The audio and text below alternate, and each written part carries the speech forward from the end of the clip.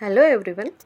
अक्सर लोग मुझे पूछते हैं कि हमें आहार कैसा लेना चाहिए, उसका समय क्या होना चाहिए, उसकी क्रिया क्या होना चाहिए, किस समय खाना चाहिए और आहार के बाद में क्या करना चाहिए, आहार के पहले कैसे क्या लेना चाहिए।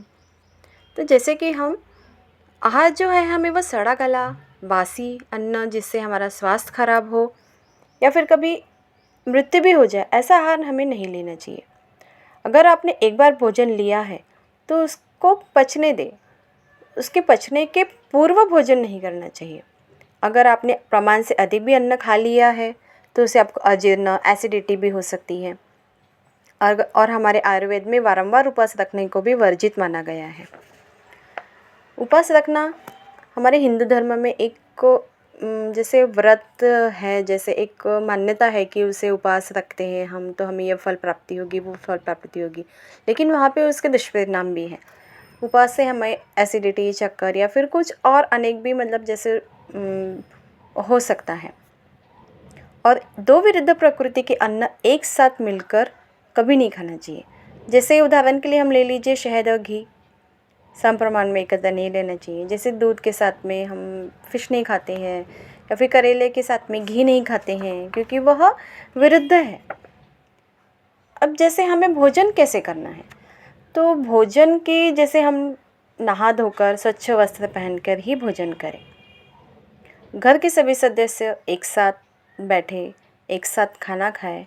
इससे क्या होता है, भोजन करने से हमें मानसिक प्रसन्नता मिलती है और भोजन को ईश्वर का प्रसाद समझकर ही ग्रहण करें। भोजन के दौरान पात्र स्वच्छ हो, परिसर शुद्ध स्वच्छ रमणीय होना चाहिए। शांत चित्त सावकाश भोजन करें। हम टीवी देखते देखते बहुत आदत हो गई है, हमें टीवी देखते देखते भोजन करते हैं, मोबाइल देखते देखते भोजन करते हैं, तो इस तरह से हमें भोजन नहीं करना चाहिए। बातें कम करें, हंसना कम करें और बहुत ज़्यादा पानी नहीं पीना चाहिए। मैं तो कहती हूँ आपको भोजन करने के बाद ही, पूरा भोजन करने के बाद ही आपको पानी लेना है। अगर आपको ऐसा लग रहा है कि थोड़ा तीखा है या फिर नहीं रह पा रहे, तो आप एक सिप ले सकते हैं। इसका कारण ऐसा है कि हम अगर भोजन करते हैं और भोजन के साथ में बहुत सारा पानी पीते हैं तो जो भोजन पचाने की जो क्रिया है वह पूरी तरह से ये हो जाती है, जैसे उसको पचने के लिए उसको जगह नहीं मिल पाती है, वो डाइल्यूट नहीं हो पाता है।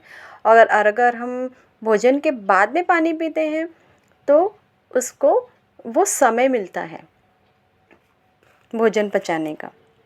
भोजन के बाद ज़्यादा दौड़ धूप ना करें, वज्रासन में ज़रूर बैठे।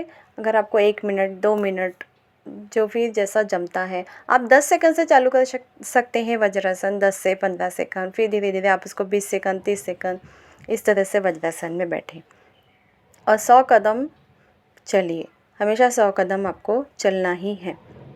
और दोपहर के भोजन के बाद बहुत लोग दोपहर के भोजन के बाद में सो जाते हैं, क्योंकि भोजन के बाद में हमें सुस्ती चढ़ती है, भोजन पचाने के लिए थकान महसूस होती है, तो हम सो जाते हैं।